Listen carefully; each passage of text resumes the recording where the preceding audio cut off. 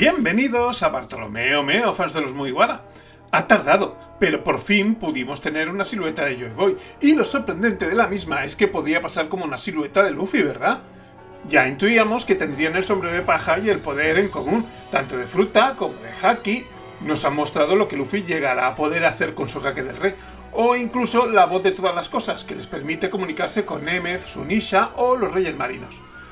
Pero esta imagen va más allá. Van vestidos de forma similar, con pantalones cortos y chaqueta en forma de capa. Como también les intuimos un comportamiento similar, entonces, ¿de dónde viene el parecido? Podrían estar apuntando a que son del mismo linaje. Conocimos a varios D's: Trafalgar D. Law, Goldie Roger, Marshall D. Teach, Cloudy Clover, Jaguar D. Sol. Pero solo tenemos un apellido que se repite entre generaciones, el del protagonista: Monkey D. Luffy, Monkey D. Dragon y Monkey D. Garp. Así que podrían intentar sorprendernos revelando que Joy Boy era un Monkey D. ¿Querría esto decir que Luffy siempre ha sido el elegido? ¿El destinado a encontrar el One Piece y derrocar al gobierno mundial?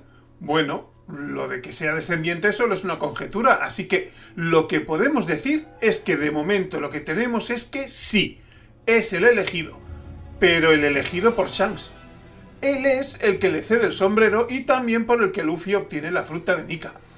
Llevo diciendo desde mucho antes de saber que la Gomu Gomu es algo más que la fruta de la goma, que Luffy se comiera la fruta es intencionado por parte de Shanks, un cofre al alcance del niño sin cerrar con llave. Entiendo que muchos se preguntarán por qué a Luffy y no a Ace, por ejemplo. Bueno, lo que nos transmite la historia es que Shanks se vio conmovido por la actitud de Luffy, que le recordaba a la de su antiguo capitán Roger. Recordemos que, si bien Roger dijo que iba a tener un hijo para que fuera el que llegara al One Piece cuando tocara, poco después se despidió de todos, dejándole un recado a Shanks, eso sí. Pero el hijo nació y fue criado en secreto. En principio, Shanks no debería tener forma de conocer la existencia de Ace. Así que eligió a Luffy porque, aparte de tener la edad adecuada, le convenció. Aunque los que ya sabéis que estoy convencido de que Dragon y Scopper Gavan son la misma persona, podréis entender que se podría traer otra razón para que Shanks fuera a buscar a Luffy, el hijo de Dragon, su Nakama, el otro D de la tripulación, que además también ha estado trabajando para ayudar en la guerra que se viene, creando un ejército. Pero voy a centrarme en el tema que traigo, pues este vídeo va más sobre Joy Boy que sobre Luffy, sobre Joy Boy como pirata, pues Vegapunk nos reveló que fue el primero en la historia en ser llamado así. Y podríamos encontrar más parecidos por ese lado. Por ejemplo, el tipo de pirata. Como los propios kanjis de la palabra japonesa para pirata apuntan, estamos hablando de un bandido de mar. De seguro, desde el momento en que en el mundo habría mar, habría gente navegando por él. Entonces, ¿qué hace que Joy Boy se diferencie de los demás para ser considerado pirata? Pues lo mismo que ahora, que sea un bandido. Creo que las palabras usadas para indicarnos que fue el primer pirata, que literalmente significan el primero al que llamaron así, ya nos pueden dar una pista de por dónde va la cosa. A algunos le pusieron esa etiqueta. Y si tenemos en cuenta las actividades que se le suponen y el tipo de enemigos que tenía, pues podemos pensar que fueron los reyes que ejercían la esclavitud y el racismo los que le llamarían así al dedicarse él a liberar a sus esclavos. Algo ya ligado al dios Nika. Y gracias a los Tontatá sabemos que estos reinos que luego formaron el gobierno mundial ya tenían esclavos antes del siglo vacío. Pero hay más cosas que le podemos atribuir a un pirata. Dado que su medio es el mar, deberá tener algún tipo de embarcación, ¿no? Y si Joy Boy viajaba en barco, necesitaría una tripulación de la que creo que podemos asumir que él sería el capitán. Y por fin hemos llegado al título del vídeo. Si Joy Boy era un capitán pirata con un sombrero de paja, aunque su banda no se llamara así, se les podría considerar Mugiwara, que es sombrero de paja en japonés. Bueno, en realidad no, pero sí en esta historia. Como podéis ver, Mugiwara significa paja de trigo, y para que fuera sombrero de paja habría que sumarle la palabra boshi, sombrero. Pero esto es solo una curiosidad, la gente los llama Mugiwara para hacerlo corto, pero aún así se refieren a la paja de su sombrero. Pues llegados aquí vamos a tratar de ver posibles miembros de esa tripulación pirata. Los dos primeros parecen los más claros: Zunisha y Emeth. Momonosuke directamente nos definió a Zunisha como un Nakama de Joy Boy. En su momento ya analicé este personaje y mi apuesta fue que era un gigante ancestral con una fruta mitológica. Para ello me basé en el tamaño y la longevidad, A falta de saber qué son realmente los miembros del Gorosei, no hay otra raza que permita vivir 1000 años.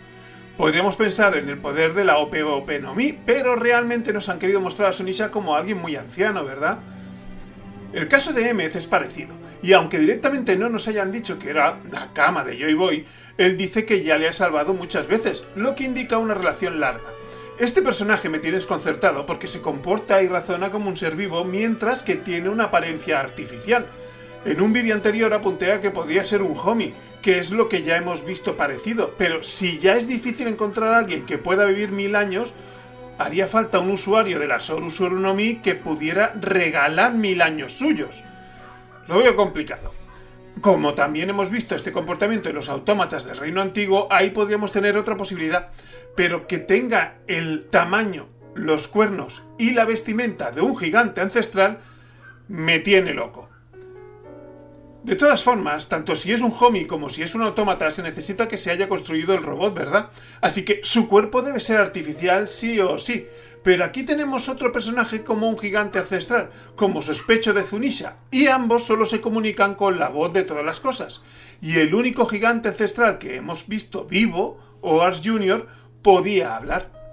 Esto podría hacerme dudar sobre la implicación de gigantes ancestrales, pero es que el tercer candidato que traigo, pues lo es. Hablemos de Oars. A este gigante ancestral que murió hace unos 500 años se le atribuía el poder de mover islas, y sabemos que uno de estos seres juntó varias islas para crear el nuevo Wano a mayor altura como parte del plan para proteger el país, convirtiéndolo en una fortaleza. Como eso pasó hace 800 años, ese gigante era contemporáneo de Joy Boy y formaba parte del grupo que defendía lo mismo que defendía Joy Boy, así que es un buen candidato para formar parte de su tripulación. Sin embargo, ya no estoy hablando de Oars. Por un lado tenemos que, si el dato de la Vibrecar es correcto, Oars murió con 159 años, con lo que no existía durante el siglo vacío.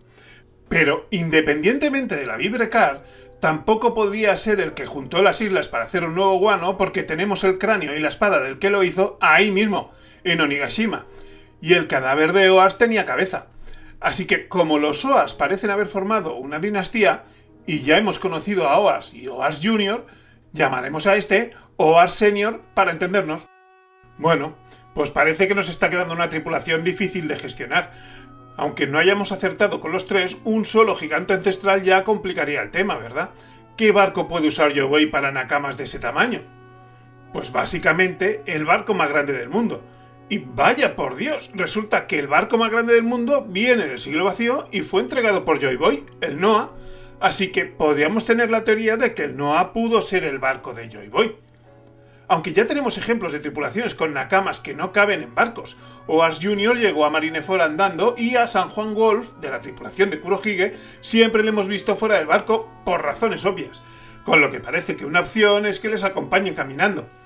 Acerca del Noah, también cabe destacar que no tiene velas, sino cadenas en la proa, ya que está pensado para ser tirado por los reyes marinos, que, por cierto, también son seres del bando de Joy Boy, con los que la comunicación es a través de la voz de todas las cosas, y que parecen que pueden vivir centenares de años, si no miles, con lo que una alternativa para Sunisha es que fuera un rey marino con fruta mitológica.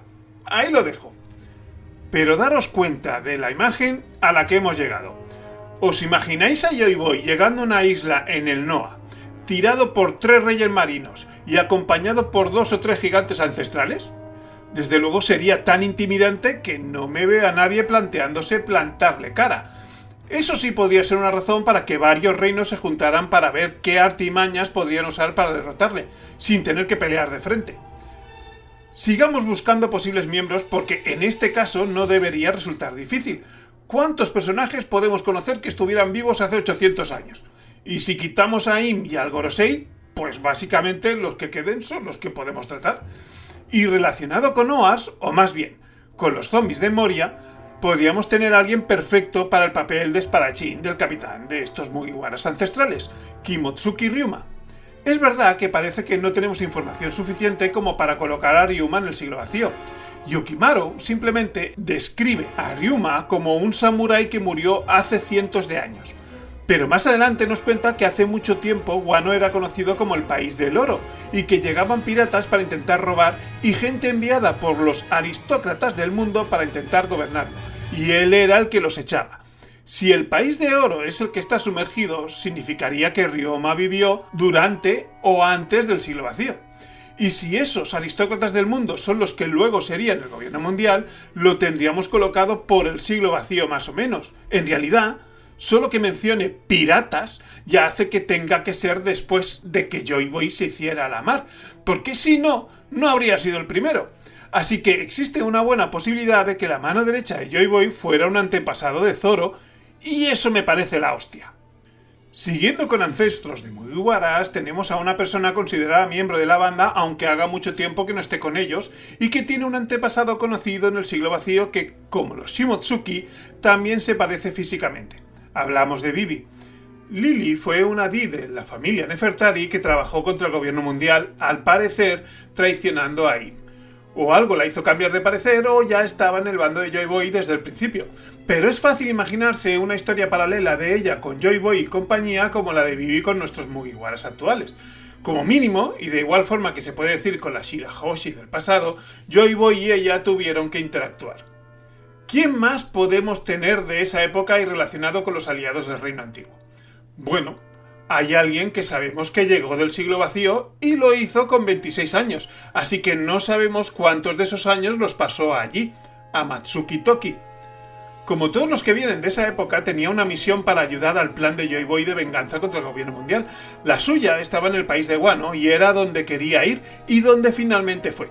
Aunque su misión no queda clara, sabía de la guerra que iba a ocurrir en el futuro y jugó un gran papel para tener a Wano y la arma ancestral que hay allí lista para esa guerra.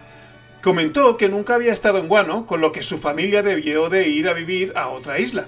El reino antiguo parece un lugar adecuado, pero sea como sea, la probabilidad de que hubiera conocido a Joy Boy es muy alta si conocía su plan. Además, aún queda la posibilidad de que aparezca porque tenía una forma muy sencilla de escapar de la muerte gracias a su fruta. Solo tenía que querer hacerlo. Y no tengo a nadie más que traer, de momento lo dejamos aquí, pero nos ha dejado esa estampa de Joy Boy junto al mejor espadachín del mundo en el Noa tirado por reyes marinos y acompañado de gigantes ancestrales. Una imagen difícil de quitarse de la cabeza. Yo los he llamado los Mugiwara ancestrales y podrían tener su propia serie One Piece Ancestral. En fin, por mi parte espero que os haya gustado este análisis y si es así, tal vez nos encontremos en algún otro vídeo. ¡Nos vemos!